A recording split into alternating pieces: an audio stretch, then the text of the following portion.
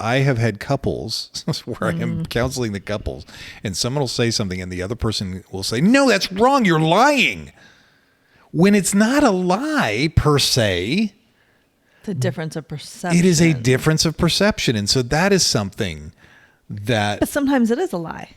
Sometimes. Okay. Just want to clarify that. And therein lies the difficulty. It's not so cut and dry where we can just say, aha, lying. Because then that presupposes we have access to the entire truth. Yeah. Hi, I'm Caroline Howard, biblical counselor, somatic practitioner, and founder at Relatable Counseling. And I'm Chris Oneth, marriage family therapist and executive director at Downey Counseling Associates. Welcome to our next question. This is where faith and psychology meet. And where we explore life's big and little questions through thoughtful, grounded conversations. It's a space for curiosity, connection, and growth. Because here at our next question, this is a place of discovery and not the final answer. We're so glad you're here. Let's dive in. Thank you for clapping. You're welcome. Is that part of it? Do people know we clap to start the show? Well, we always talk about it. But there you go. Do we need to clarify that it's not like we're clapping for one another? We're like, all right, let's go. Like we're hyping each other up. Let's we go. should. We totally should. That would be cool. That would be very encouraging. We need to do like three, our next question. So as you guys can see, we are in a brand new studio, which isn't new at all because it's Caroline's house. You look so far away. I know. Hi. What's up over there? Anyway, beautiful new recording space. Part of this is because we have consolidated Downey Park Counseling. We have closed the Turlock office, which is fine. We are excited about the new things to come and being more streamlined and heading forward. Perfect. And we also, I'm just trying to throw you for a loop today because I also switched sides. So you did. Now you have to look this way to look at me. And since it's your house, I had to do exactly what you. I guess I kind of used it like to demand. my advantage. And now when we have guests, you have to sit by them. Oh, I guess when it was my house, right? I could sit where I wanted to. I had to listen to you. Now I'm the boss. That apparently, I guess whatever's going on. I already there. told Caleb we're gonna mix it up. We're gonna be in a different spot every week now. Oh boy. Just keep throwing. We still got to do man or woman on the street. I'm still super excited about that. A man or a woman on the street? Well, on the street, asking questions of people, harassing them, accosting them. Now, if anybody sees you on the street, they're going to run. And I will run. Well, I won't run I can't run very fast. When my dogs, whenever they've gotten out and they run, they are lightning. Well, compared to me, they are lightning fast. And then I'll go try to run after them. And I feel like I have like cement blocks on my feet. It's like you're in slow motion. I am totally in slow motion. Sucks. Anyway, you've heard a lot about my dogs, I'm sure. I do hear a lot about your dogs. I don't mind though. Yes. They're funny stories and We're remind me of building higher and higher fences to keep them in. I don't have dogs. What are we talking about today? Are you going to ask me a question? we're going to talk about lying today. Yes, we are. So that is our main question today. What is lying? Why lie? Why that do we would lie? be a good one too. No, I like what is lying. What is lying? Yeah. I mean, so we're either going to do what is lying or why do we lie? You'll know when you look at the title of the show notes. I mean, it'll all be there. Everything you're looking for is in regards to lying. We'll get into what, why, how to do it well. I don't know. I think techniques. How not to get. Oh wow, jeez. This is not that kind of podcast. Thank you, Caleb. We forgot to introduce Caleb, our producer. Caleb's in a new spot too over there. We're gonna. It looks kind of. He's got a little table, and we've limited him as far as table size is concerned. Caleb, I'm just gonna take a picture of you sitting there so we can put it up on the socials. It looks like he's playing chess in the park.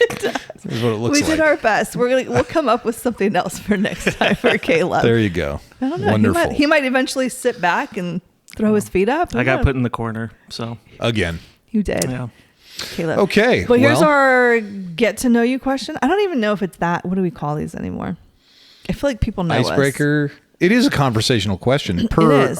We did have an episode on what is conversation. We did. Okay. So what is one thing that people would be surprised to know about you?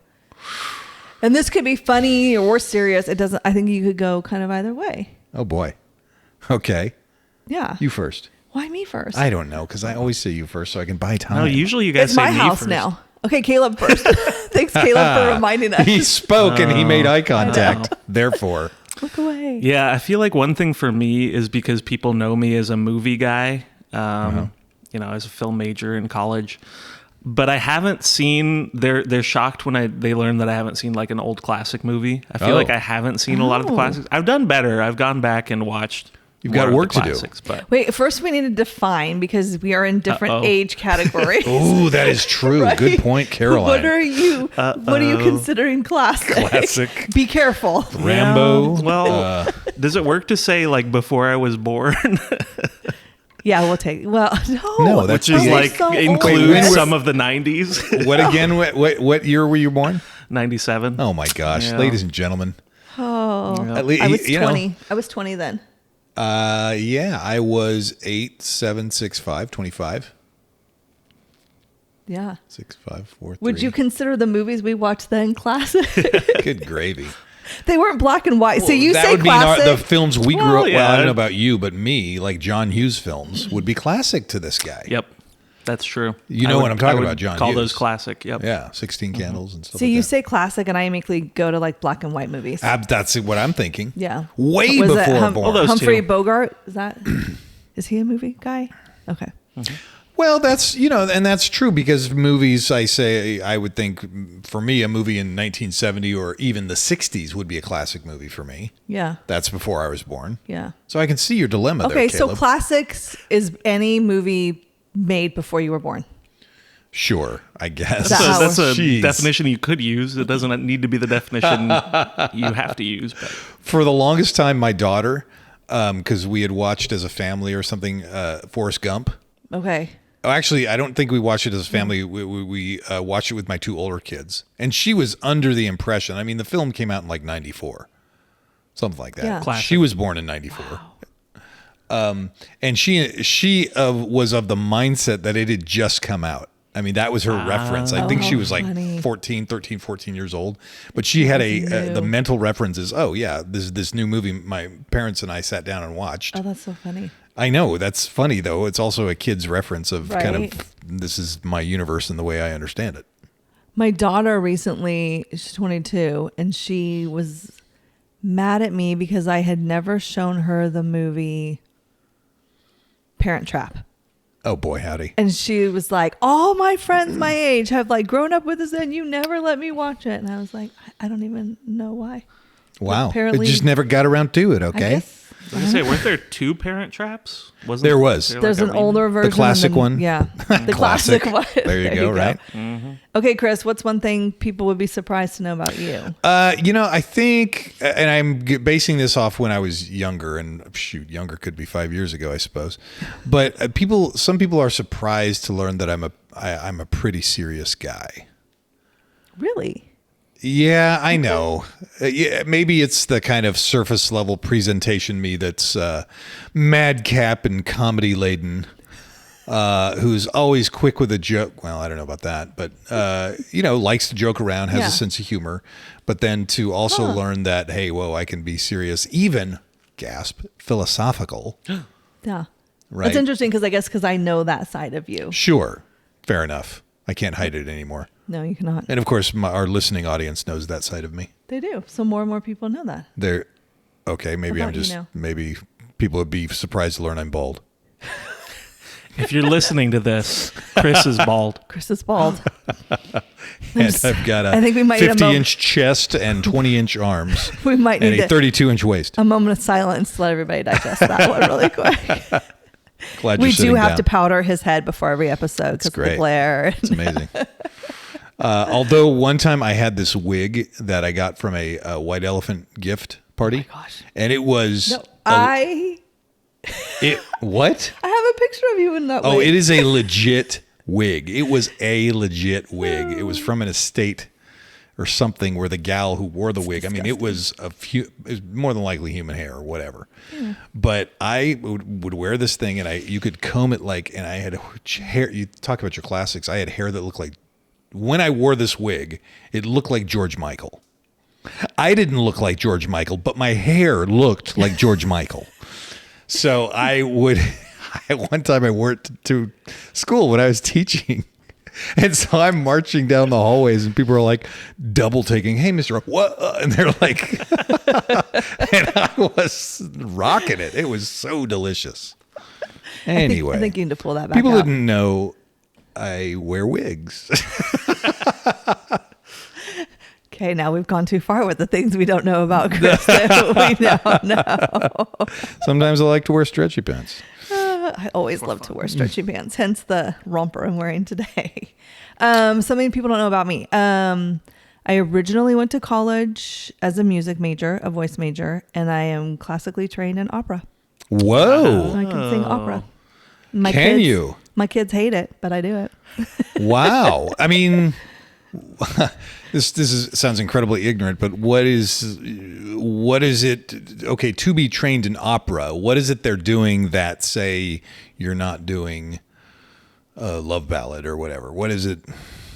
What's different? It's just Is it the vibrato?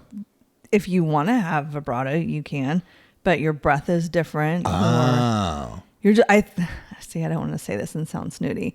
I think being trained like that, you have more of the skills so your voice lasts longer. Oh. No, that doesn't sound snooty. Right? Because, I mean, you think of like people who do musical theater and that, they're using their voice multiple That times is so all true. day long. Yes. So if you don't use it correctly, you're going to damage vocal cords. Okay, fair enough. Or, flexing your diaphragm and all that other Yeah. stuff. When do you have occasion to use this stuff? In the shower. That's in the it? car.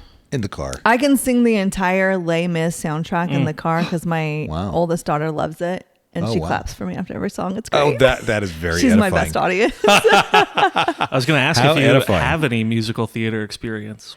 Not very much. Okay. Just from what I did in college, it was more choirs and like solo stuff. Okay. Well, it's never too late. Yeah. It is never too late. I honestly think about it all the time. Like I would love to get back into a choir, or I'd love to do a production. So how far did you get in your music bachelor's? I was 2 years in. Okay. I think I finished my sophomore year. Okay. Yeah. Maybe asking why is a discussion for another time, but we'll have to get to that eventually.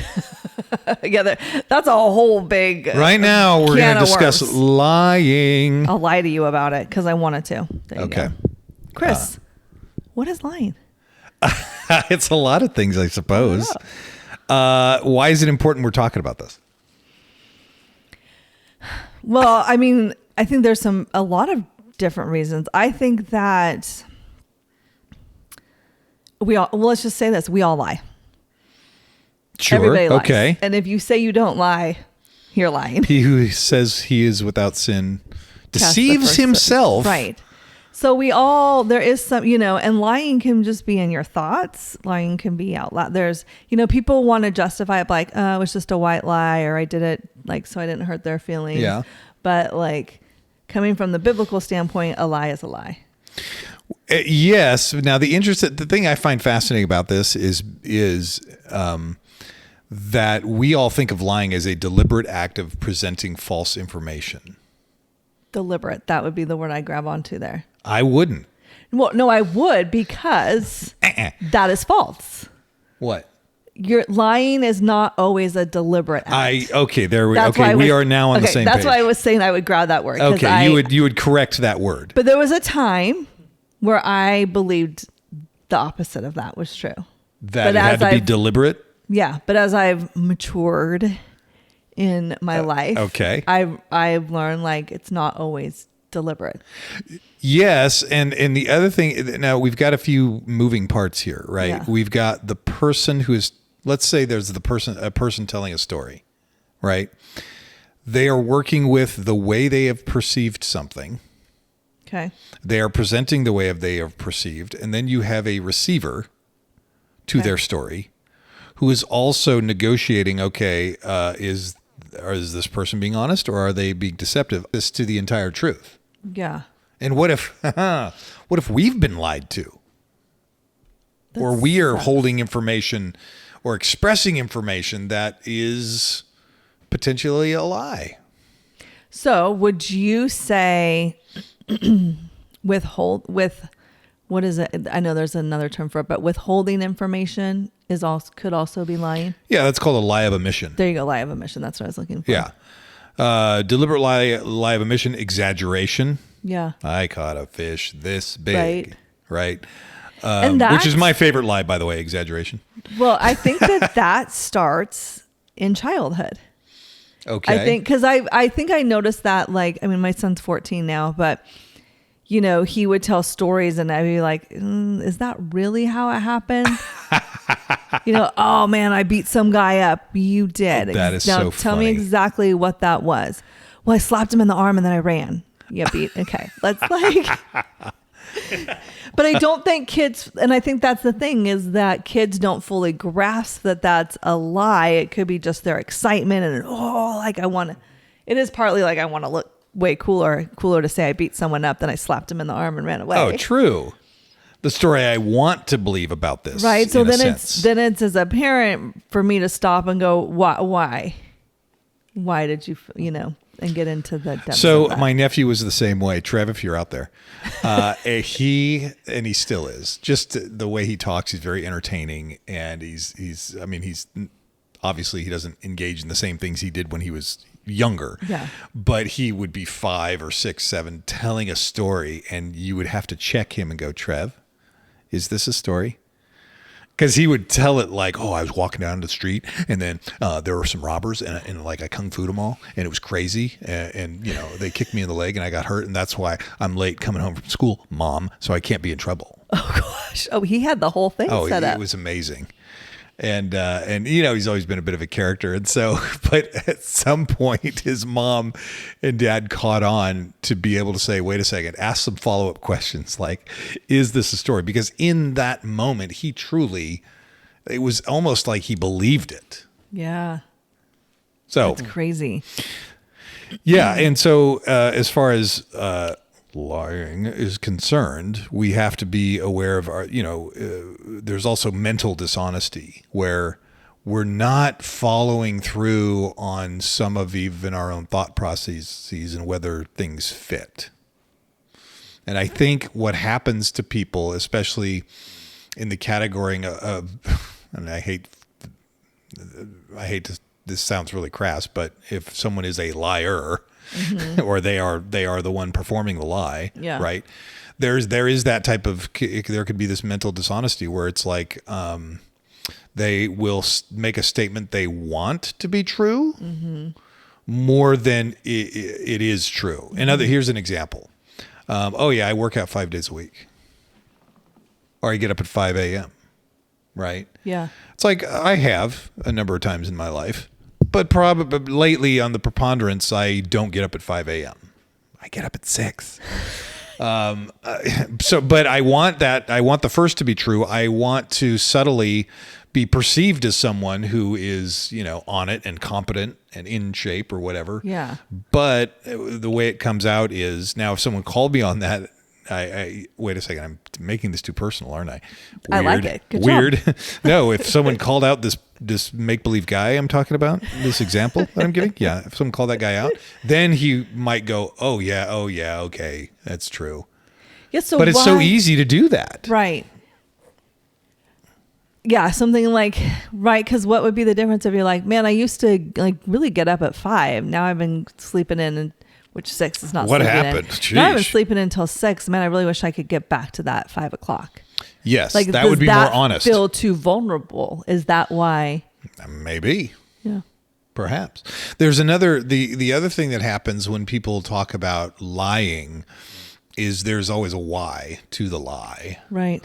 And so even like, for example, little kids who will lie. Now, having been raised in the church and having raised kids in the church, like for us, for my wife and I, we were like, lying is the height of like the wrong thing to do. Yeah. And that was like the biggest punishment and all this other stuff because we rightfully so, we were concerned about the integrity of relationship. We didn't want that to be compromised by mistruths. Yet that entire time we were missing that some of our kids lied because they didn't necessarily see, it wasn't really lying to them. It was hiding. Yeah. And so sometimes even in relationships, to exchange lying with hiding, yes, they are still not telling the truth or omitting something, but part of it is hiding, and there's a why to that. Okay, why would they hide? Well, that warrants investigation. Right. And so I think that goes back to our curiosity over control, right? Because especially as Christian parents, we're like, you don't lie, you don't lie. So, and I've been the same way most of my life with my kids. Of if they lie, it's like, no, you're going to hell. And but stopping and taking a moment to be like, why did you lie? Like, what's at the root of that? Because if all you're saying is don't, you're just putting a Band-Aid on the real issue. Hey, ladies and gentlemen, thank you for tuning in to our next question, brought to you by Downey Park Counseling Associates. One central location, Modesto, California. We have therapists for all kinds of needs. Visit the website, downeyparkcounseling.com. Our next question is also brought to you by Relatable Counseling, where faith meets compassion. If you're feeling overwhelmed, stuck, or just in need of support, Relatable Counseling offers biblical counseling and somatic work that meets you right where you are. Visit relatablecounseling.org to take your first step into healing. So that goes to the different motivations for lying, right? Yeah. And there could be several. There could be self-preservation and fear, which is the hiding aspect, right? Avoiding punishment, fear of shame or humiliation, fear of upsetting mom and dad, and so that would spark mom and dad to be, I say use the poker face sometimes when you're asking them something, and when you hear that, be careful of your own responses. Otherwise, you grip and be like, "What?" And then that'll teach them, "Oh, okay, keep that information to myself." Right. They're even linking to a fight or flight response. This is all about self-preservation. Yeah. There's also a desire for social acceptance and praise. Right. I remember as a kid telling people that I was a black belt in karate. Because that was a little dangerous. Because if you ever got in a situation, they'd be like, right? "Chris," and you'd be like, "I don't know what I'm doing." I'd be like, "The better discretion is to not fight." That's what I learned in my black belt class. It's like, well, come on. I watched a few kung fu flicks and I was on it. So there was, I imagine at that age, I say kid, right? Maybe I was, 25. No, I wasn't. But maintaining a favorable self-image. This could be downright deceptive to where, believe it or not, they have like stolen valor. Like, you've heard the term stolen valor? No, I've not. It's where people pose as veterans, and they will wear like combat fatigues in different places and pose like they had served when they hadn't. Oh, wow. Yeah. Even peer pressure when we're with a certain group, and come on, churchgoers, let's be honest, right? Yeah. Oh yeah, that's an outrage when people do that. It's horrible lying, but hey, we're trying to fit in. Yeah. Let's be honest. I read my Bible every day, and I pray, and I do all that stuff. Totally, especially when they send me the verse in the app. Yeah. Let's see, that's reading the Bible every day, isn't it? I scan that with my eyes. That counts as reading. On. Thank you, Instagram. So avoidance of conflict or negative outcomes. Yes. It's like, I don't know what to do with that, so I'm just going to smooth it over. Yeah. If I say the truth, then we're going to get into a fight. I don't want to do that. I'll tell them what they want to hear. And we can just move on. That's right. And Nair will be the... Now, we'll get into this later, but I want to say we build a muscle for that. We actually become used to it, and that becomes more and more comfortable, and then it can get bigger and bigger. Yeah. So, well, because that even comes with, right, like going back to your child lying and keeping that poker face, because if they tell you the truth and your reaction is bad, then it automatically, and they're not doing this on purpose. It's how our brains were designed. Sure. Their brain automatically goes, "Hey, next time don't tell the truth." Right. And then that carries on into adulthood, and now they're lying to their boss, their friends, their spouse, their, everybody. Yes. And because it's just become... So that's another category I want to discuss real quick. But before that, these are some of the motivations. There is definitely manipulation and control. Yeah. Right. Yeah. That would be more the category that we would say that's lying, right? And that's when we picture in our head what lying is. That's it, and that's the knee-jerk reaction we have. But we don't consider scared kid. Right. So they're trying to manipulate me. How about this? All of you number 2s out there. You just call me poop. Did I did? At number 2. Oh wow! I just got that. There you go. That's you're a number 2 now. Yeah. Well, forget about it. It's Who on knows now. what number 7 is? So here, consider this number 2. Okay. Protection of others' feelings. Yeah. It's like, well, I didn't want to hurt their feelings, so I couldn't tell them that they had food in their teeth. Mm-hmm. Do I have food in my teeth? No? I wouldn't tell Okay. you. I don't want to hurt your feelings. So they're considered kind lies or social politeness. That's interesting because I don't think most people would be like, well, I didn't lie to them about it. I just felt uncomfortable telling them, so I didn't tell them. So consider a family member or something who, I don't know, they may be constantly offensive, or how about this? They're super extra sensitive. Yeah. And so they can make family gatherings, a real strain because everybody's walking on eggshells and everything else. And who's going to be the person in that environment to take them aside and go, hey, let's shore up some personal resources so you're not so crumbly. Yeah. And boy, that's tough because we have to watch a person go through an emotional. Man, I remember one time I was a teacher and I was actually a student teacher, and I ran this club. It was mock trial. Oh, my son just got asked to be in mock trial. Oh, the debater, huh? I hope he should do it. He should do it. We should make him do it. Please help me make him do it. Make him do it. You hear that, audience? He told me no, and I was like, oh, come on, dude. You got to do it. Oh, my gosh. That would help him to argue even better with more integrity. Not just, that's what I said. Oh, I'm going to tell him that.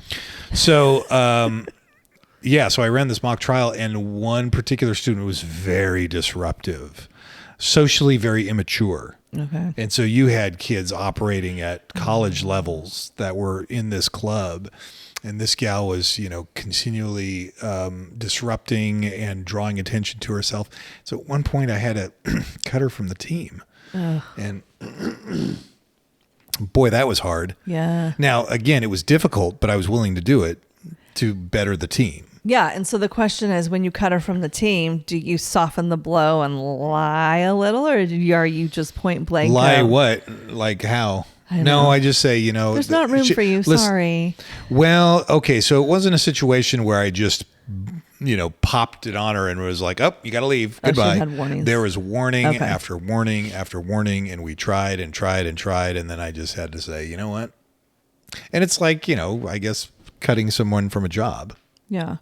So let's go back to the number 2 thing really quick. Because I think you probably just punched a lot of people in the gut with that, right? People Protection who of others' feelings. Yeah. Of the sense of, but wait, I'm doing something good. Cause that's what you're thinking in your head. I'm doing something, but I'm doing something good. So it's okay. But isn't the better thing to do is to be honest and, I don't know, I want to say spur one another on towards Christ. Something in your teeth, I know, is not doing that. However, now you're helping them to avoid somebody else making fun of them down the road, or. Well, okay, so Caleb's got thoughts. He's got facial expressions. I was just thinking, because you said earlier that lying is always wrong, right?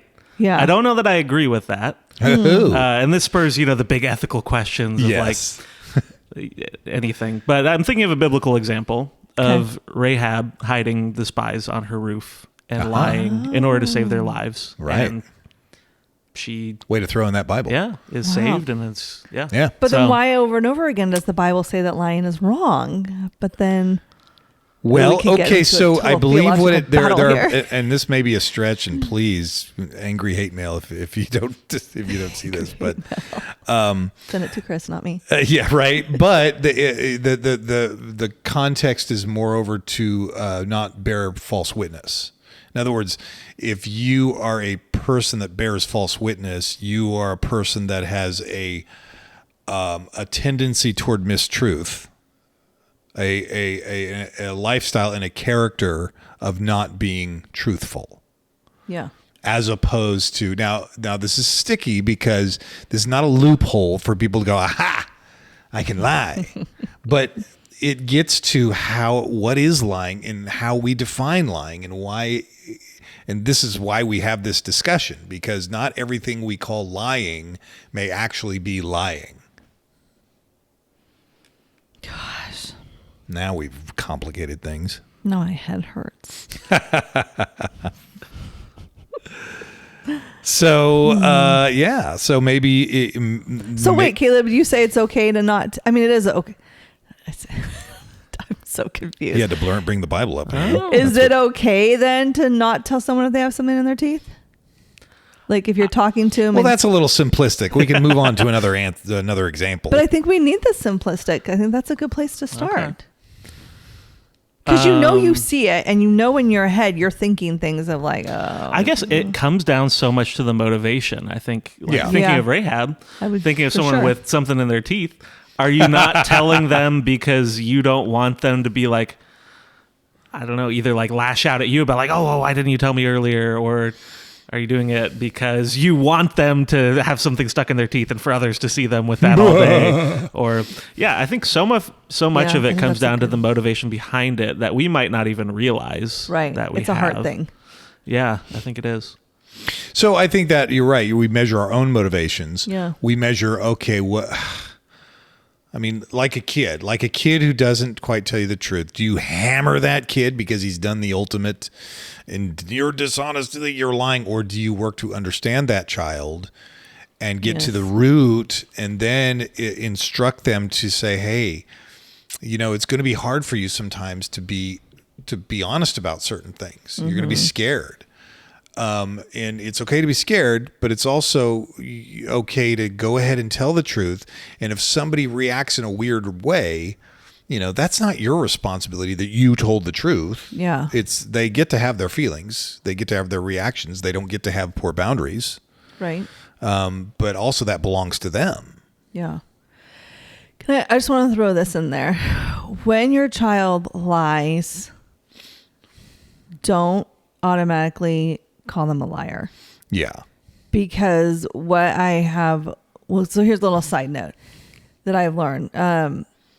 Kids with ADD or ADHD tend to quote unquote lie more because it's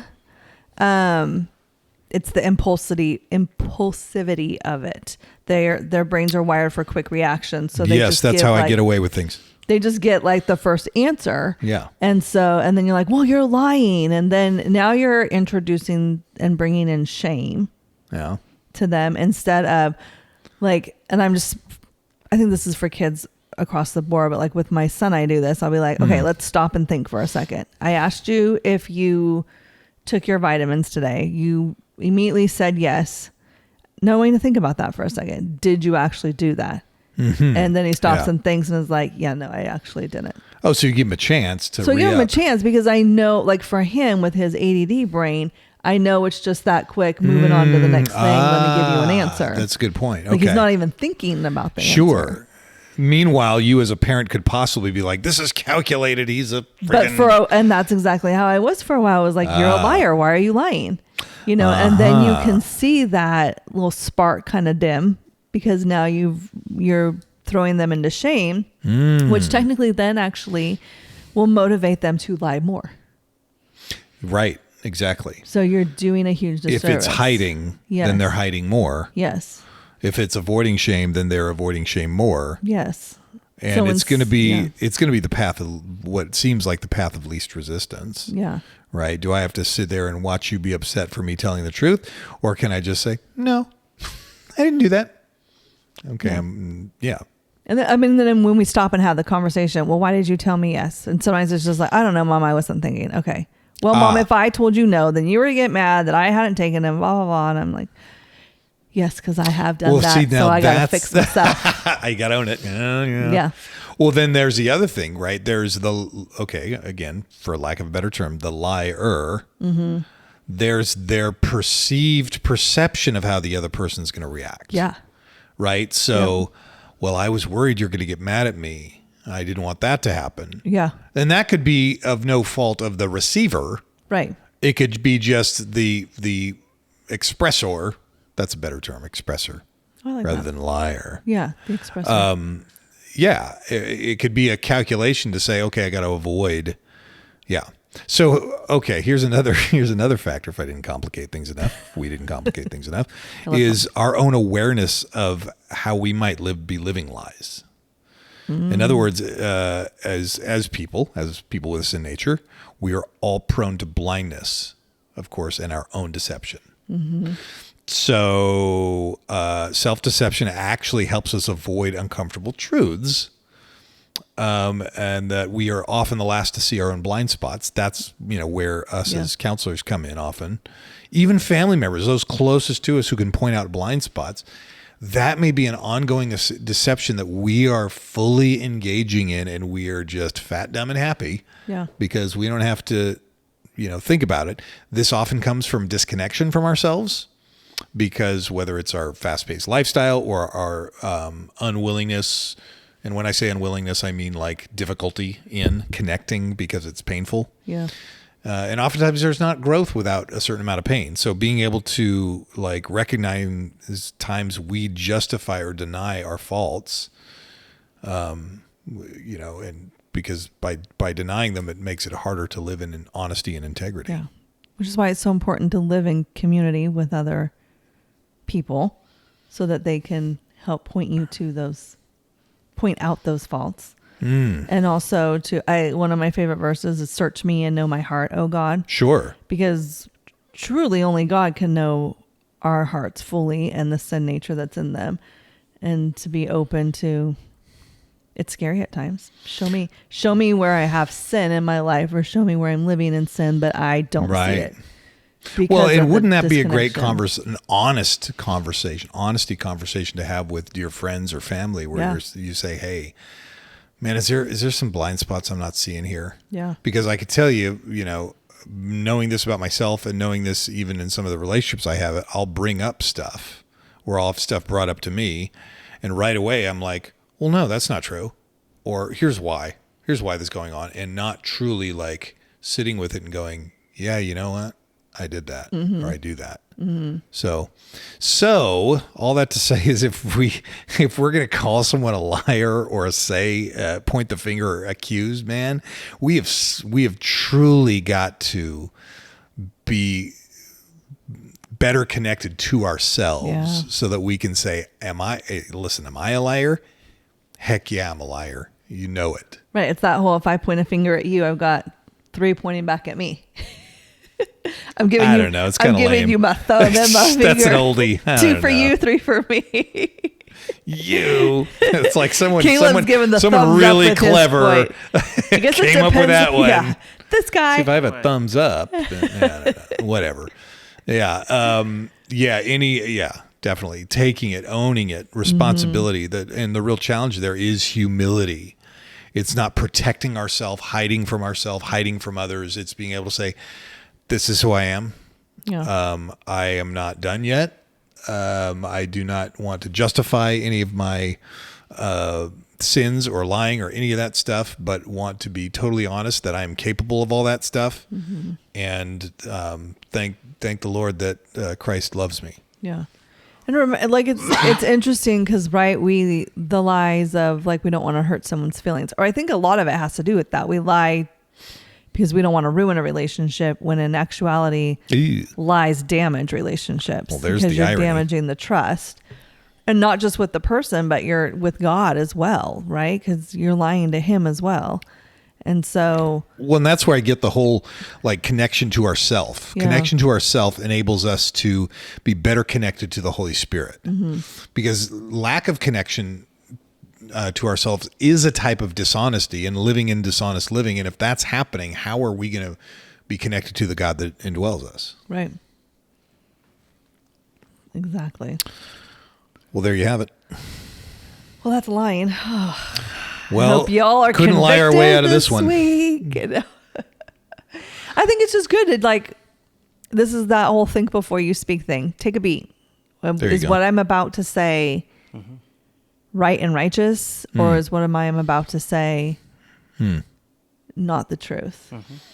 And why? If it is not the truth, why am I going that route? When you do lie, recognize, why did I do that? Yeah. What motivated me to say that? Was it to protect my own image? Was it to curry favor? Was it to hide my faults? Was it to, I don't know.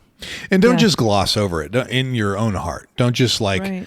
ooh, I lied. That's not good. Okay, well, let me pass a pizza, please.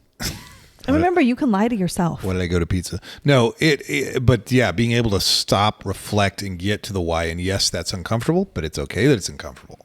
Yeah. Because there's growth in the discomfort. that is total growth and discomfort. And, I've talked to people who, out of wanting to tell the kind lie or even in boundaries, being able to say, no, I can't do that. I'm not going to be able to, instead of lying and say they can. Yeah. And it's going to drive them crazy. And then they cancel last minute or say no. Yes. Yeah. But if they're actually able to say, no, I can't do that, and then watch the person across from them go, and like be able to sit with that. Like, I care that you're having a hard time, but I still got to be honest with myself here. Right. And you. Now what you're doing is when we lie to people to make them feel better about themselves or to keep them from reacting that way, we're just stalling. Like that? Yeah, we're just stalling their own growth. 100%. Right? 100%. And so it's and learning, ours. It's learning, yes, and ours. So it's learning to like, okay, the way you're reacting, that's on you, not me. Like, I'm only 100%. responsible for telling the truth. Now you're responsible for how you react when I tell the truth. Totally. Yeah. Well, All okay. right. That was good.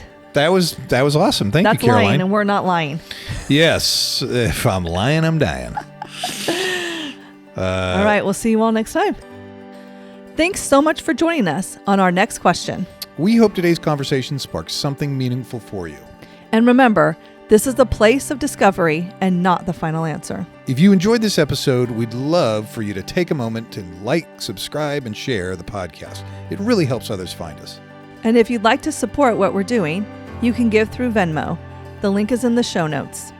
Every bit helps us keep these conversations going. To stay connected with us, follow Downey Park Counseling on both Facebook and Instagram. And you can find me on Instagram at Relatable Caroline and at relatablecounseling.org. Make sure to tune in next time for our next question.